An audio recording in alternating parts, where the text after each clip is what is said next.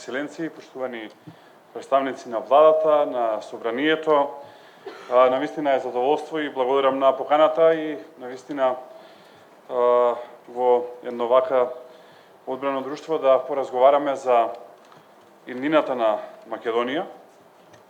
Јас се сеќавам, минатата година имавме баш во истата оваа просторија, во едни други услови на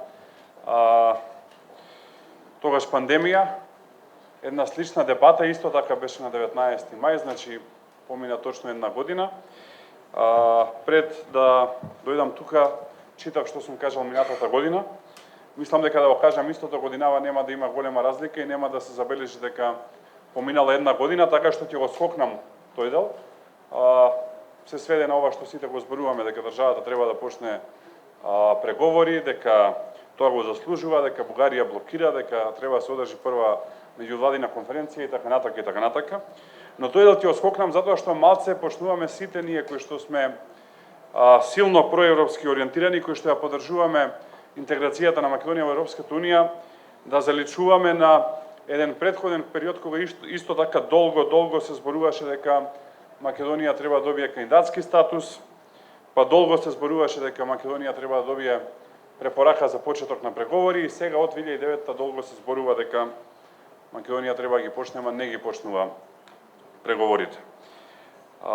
Зошто го говорам ова? Затоа што мислам дека голем број од нас, и тука имаме навистина луѓе кои што се уште мислиме дека сме млади, ама веќе не сме млади, сме веќе сениори во ова условно кажано европско движење. Тука мислам и на Васко, и на Бојан, и на Моника.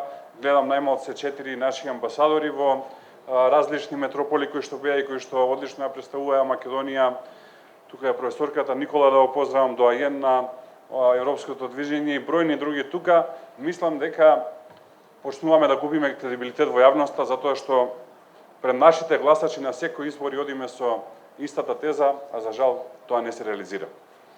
Се уште Македонија е среќна да нема развиено силно антиевропско движење, но мислам дека не треба да се подценуваат бројките на анкетите, кои што некогаш беа над 80, дури над 90% поддршка, а сега се движат некаде околу 40 до 50%, што за жал отвара голем простор за едни вакви движења.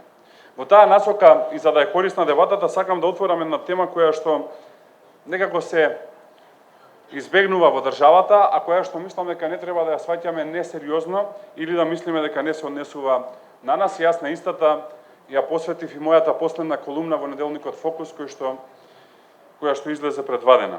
Имено, председателот на Франција Емануел Макрон после последната победа на претседателските избори, а во очи на парламентарните избори кои што се случуваат во јуни оваа година, излезе, мислам дека досега со најјасен негов концепт за скицата на идниот европски модел. Како што гледаме, тој концепт од некои земји членки на Европската унија дури беше и поддржан, а вчера председателот на Европскиот совет Шарл Мишел дури најави дека ќе свика еден самит или еден собир на кој што ќе се разговара за оваа идеја. Накратко кажано, скицата е многу едноставна: Европска унија плюс Европска политичка заедница. Европска унија на постојните членки плюс некоја нова земја доколку ги исполни економските, правни и системски критериуми на Европската унија, сите останати кои што не сакаат да се дел од Европската унија, која што е една мала група од веројатно Велика Британија, Швајцарија и Норвешка, и оние кои не ги исполнуваат критериумите за членство во Европската унија, секако далеку поголема група, тука се балканските земји и земјите од истокот на Европската унија, да бидат дел од така наречената Европска политичка заедница. За наједноставно да ја опишеме таа нова Европска политичка заедница и за јавноста и за медиумите, а и за да потикнеме дебата, мислам дека се работи за една лабава форма на сојузување, без тврста хиерархија и без извршна и економска моќ, некоја напредна форма на Советот на Европа или на ОПСЕ, ако сакате. Во превод, далеко од европскиот сон, кој го сонуваат генерации и генерации македонци. Оттука за мене збунува игнорантноста на македонската владеачка структура, како и на општествената елита за овој предлог. Воопшто не се отвара дебатата, а дури одредени структури и се огласија и мислат дека е добра идеја. Јас лично мислам дека за Македонија членството во Европската Унија нема и не сме да има алтернатива. Не сме да размислуваме на ниеден друг проект, освен на полноправно членство во Европската Унија. Затоа што тоа Македонија и граѓаните на Македонија со децении го заслужуваат.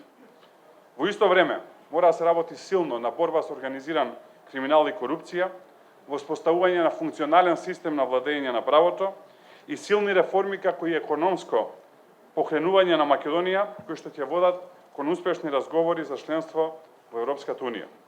Затоа што ако Македонија е стабилна и средена држава во која што има функционален систем на владење на правото, има ниско или нема корупција и исто така има добра економија, европските земји ќе сакаат Македонија да е член од Европската Унија.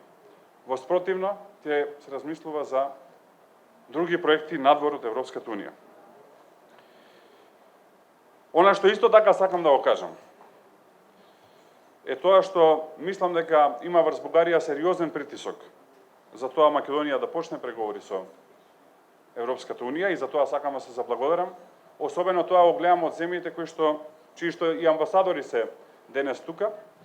Мислам на амбасадорите на Германија, на Австрија, на групата Вишеград 4, на Словенија, кои што сакам да ги поздравам. Но исто така останува едно чувство во јавноста и се надевам дека не сум во право, дека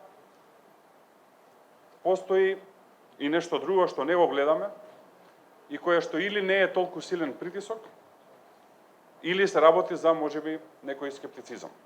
Затоа што да не се лажеме, нас не блокира најсилната земја членка на Европската Унија, нас не блокира најслабата земја членка на Европската Унија и при тоа притисок покрај изјави во јавност, сите знаат дека во дипломатијата постојат и други начини и други форми на притисок, кои што мислам дека Бугарија ги нема видено во овие добри 3 години блокада врз Македонија, што сметам дека е нечесно кон македонските граѓани од причина што предолго е државата оставена во чекална, особено затоа што ветувањата беа дека со решение на спорот за името ќе отпочнат преговорите со Европската Унија. Во оваа насока мислам дека бев доволно провокативен, тоа понекогаш ми е и стилот, не мислам дека треба сме сите на иста линија и да зборуваме сите исти работи, да отворам дебата и да не морам да го повторам овој говор следниот 19 мај во 2023 година. Благодарам на сите.